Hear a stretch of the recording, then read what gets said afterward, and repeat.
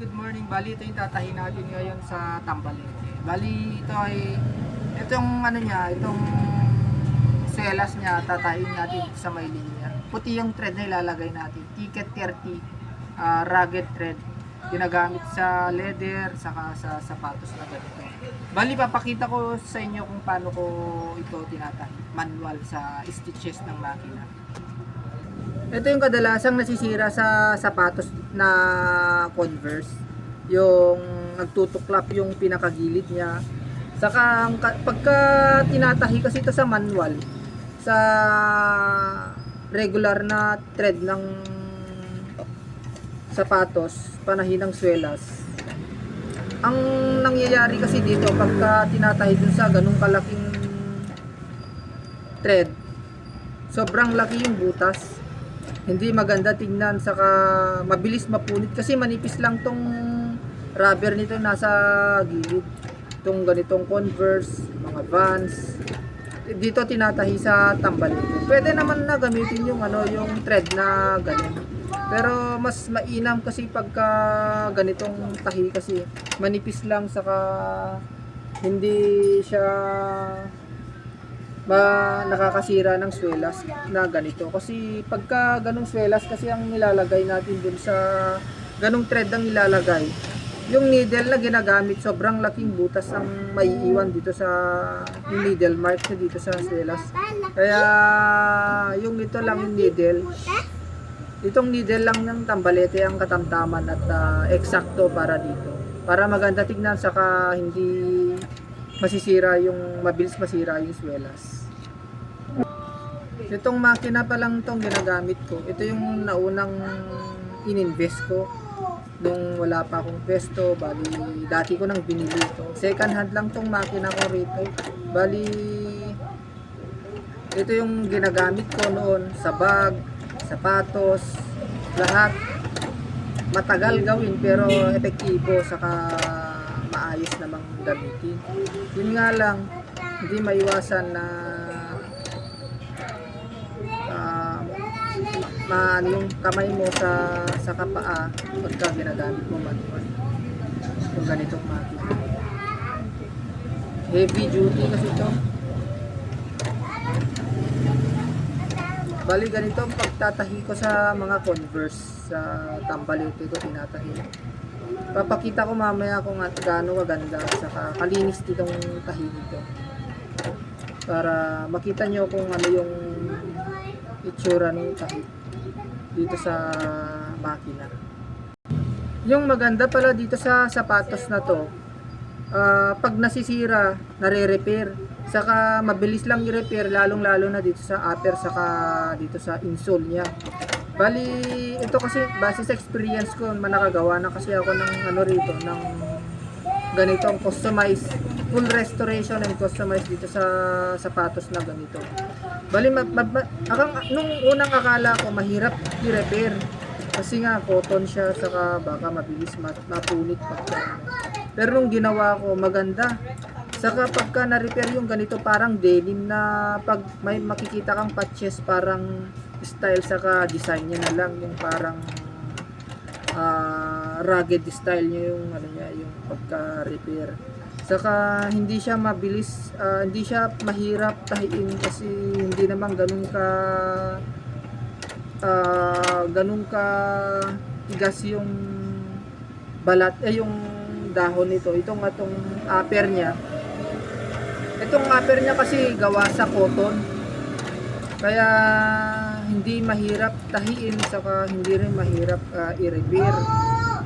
Ang kagandahan kasi sa ganitong sapatos, sa sapatos nito na ganitong Converse, hindi halata pagka nare-repair.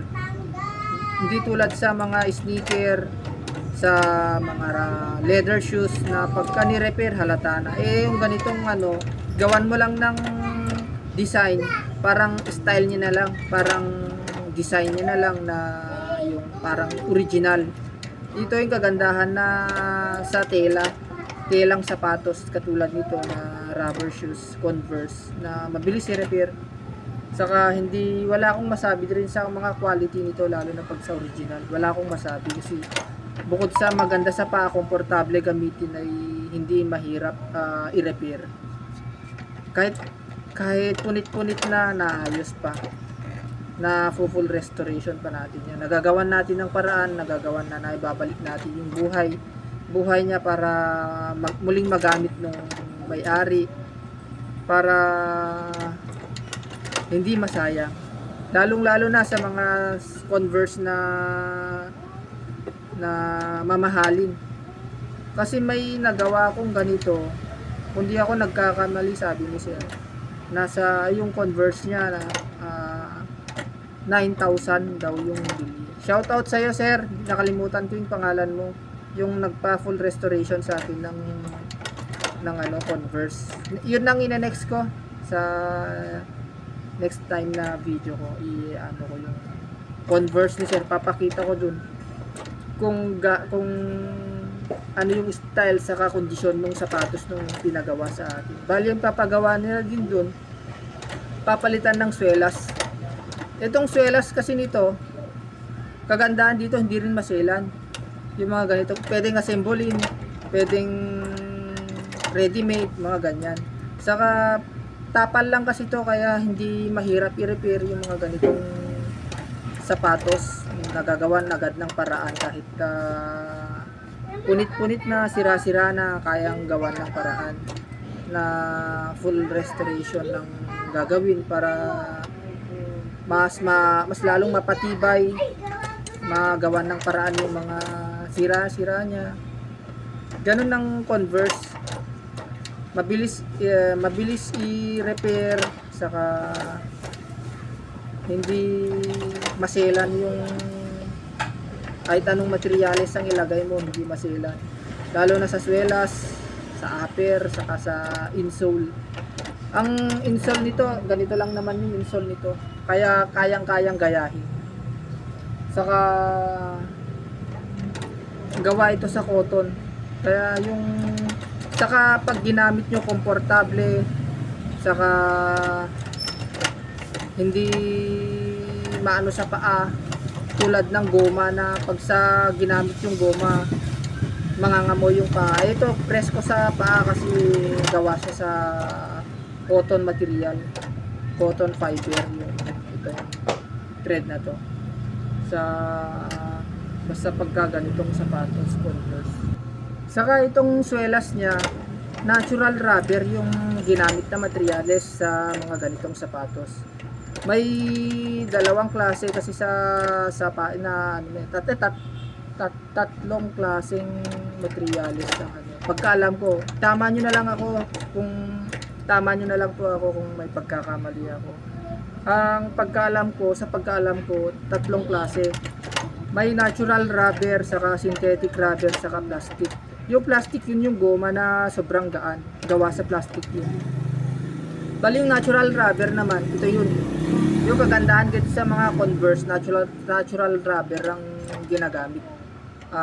Hindi siya synthetic rubber na katulad na nauuso ngayon, na mumurahin, na karamihan puro synthetic rubber na. Yung synthetic rubber, yun yung natutunaw pagka sa mainit, lalo na sa pag naiapak nyo sa sa mainit na tambutso, natutunaw. Karamihan ngayon ng katulad ng ng rubber ng botas, ng rain boots, karamihan dyan mga synthetic rubber. Ito talagang natural rubber to, galing sa rubber tree. Ang kaganda kasi sa ganitong swelas, kahit na kakaapak ka ng sobrang init na hindi siya natutunaw. Yun yung base sa experience ko. Sa kapag ginagrind, hindi siya natutunaw. Umiinit lang ang ang swelas na to, pero hindi natutunaw. Di tulad sa synthetic rubber na pag ginagrind, pag umiinit, natutunaw, tumatalsik yung mahina sa tag-init yung synthetic rubber. Sa plastic naman, yung parang yung Duralite na yung magagaan, mahina rin sa init yun, bali mabilis mapudpod. Samantalang yung ganito, hindi siya napupudpod agad. Sa naman, sa gulong ng eroplano, may hinalong content na doon na synthetic. pero natural rubbery materials. Ito na, tapos na yung ano yung nagawa ko. Bali, ayan yung tahi natin dito. Ayan, yan yung tahi sa tambalete. Malinis sa saka hindi halata, saka parang design nyo na lang. Bali, ganito yung ginagawa ko lalong-lalo na sa mga sapatos na ganito na natatahi sa tambalete. Pwede naman tahiin sa makina ito pero sa mano-mano pero hindi maganda, saka masisira agad yung swelas dito kasi sa nipis ng swelas nito masisira agad.